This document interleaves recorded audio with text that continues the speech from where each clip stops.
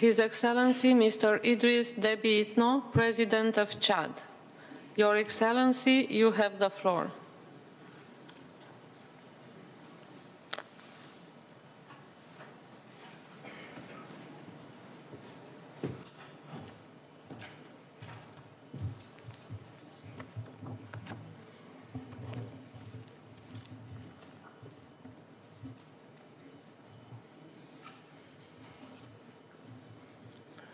Monsieur le Président de la 15e conférence des partis, President of the 15th Conference of the Parties, Mesdames, Messieurs les chefs d'État et de distinguished délégation, heads of state and delegations, majesties, highnesses, Monsieur le Secrétaire général des Nations Unies, Mr. Secretary General of the United Monsieur le Nations, Secrétaire exécutif de la Convention Mr. Executive Secretary of the Framework Convention, Mesdames, Messieurs les ambassadeurs et chefs distinguished de mission ambassadors and diplomatique, heads of diplomatic missions, Mesdames, Messieurs les représentants des distinguished organismes representatives internationaux du of système des Nations international Unies organizations of the et United des Nations system, organisations de la société and civile, representatives of civil society Mesdames et organizations, ladies and gentlemen.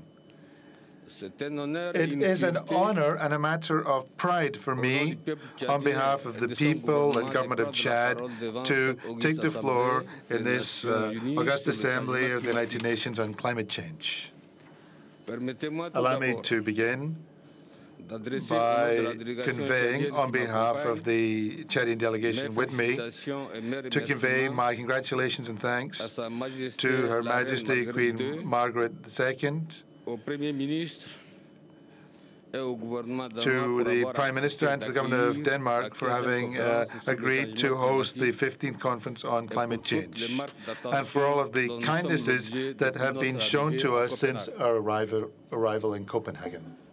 Allow me also to warmly congratulate the Executive Secretary of the United Nations Framework Convention on Climate Change for his personal commitment to the efficient organizing of this important summit on the dangers of global warming.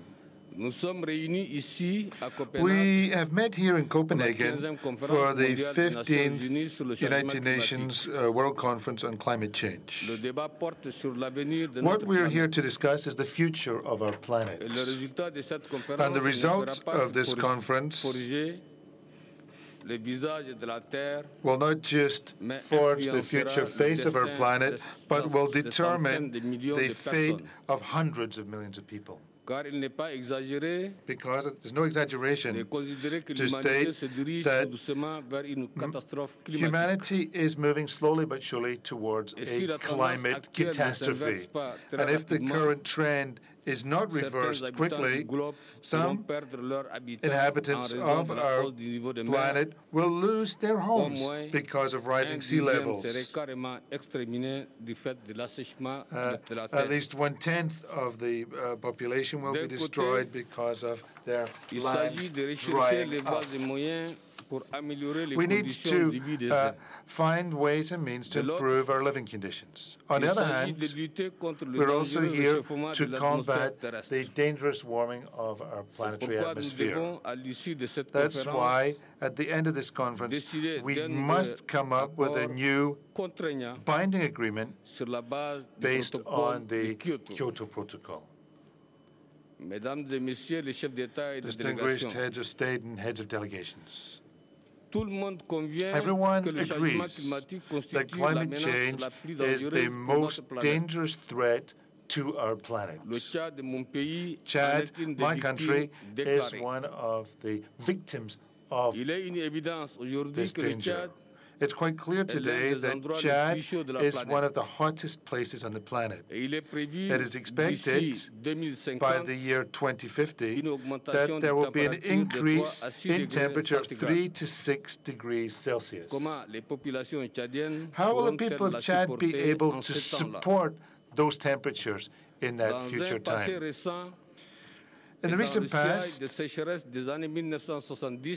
with the droughts of the 70s, the Saharan and Sahelian climatic zones have moved south by 150 kilometers. In other words, we have seen the desert spreading south by some 7 kilometers every year. The result has been a reduction in agricultural and grazing land.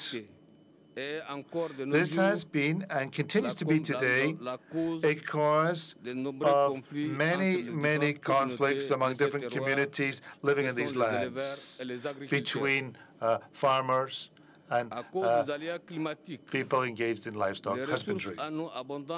Because of climate change, water resources, which in the past were abundant, have now disappeared or are disappearing. This is true for Lake Chad, which in the past was called Africa's Inland Sea. Nowadays, the Lake Chad is drying up at a worrying pace. Its surface area was 25,000 square kilometers in 1960. Today, it is 2,000 square kilometers. This real threat of the gradual disappearance of Lake Chad would be an environmental disaster for human beings, for the livestock, and also for the fauna and flora.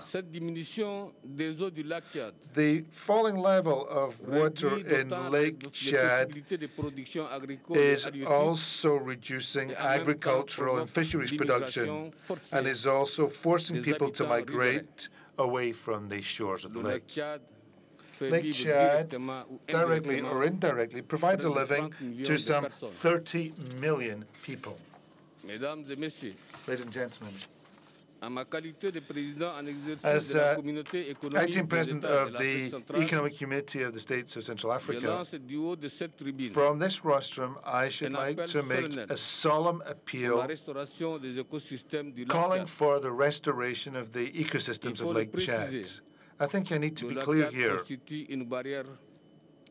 Lake Chad is a natural barrier which helps to prevent land degradation in the whole Congo Basin. In addition to the efforts made by the member countries of the CBLT, the Lake Chad Basin Commission, we would call also upon the international community to mobilize in favor of convening a special summit to save Lake Chad.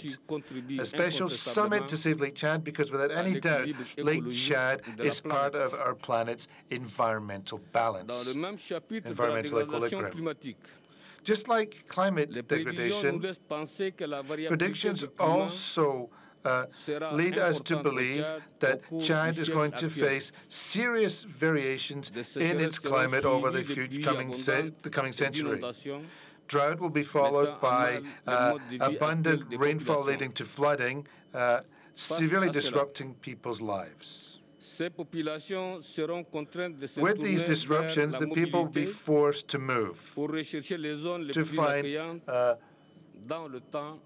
more hospitable lands. The danger here is that they will lose the basic services that have been built up for them over the years. By this I mean, for example, where will our children find education or health when their parents have to leave to go and find a better living elsewhere? Excellencies, ladies and gentlemen, given these real dangers, Chad is mobilizing for positive climate change. To that end, the government of Chad is making efforts within its limited resources as a poor country to protect the environment.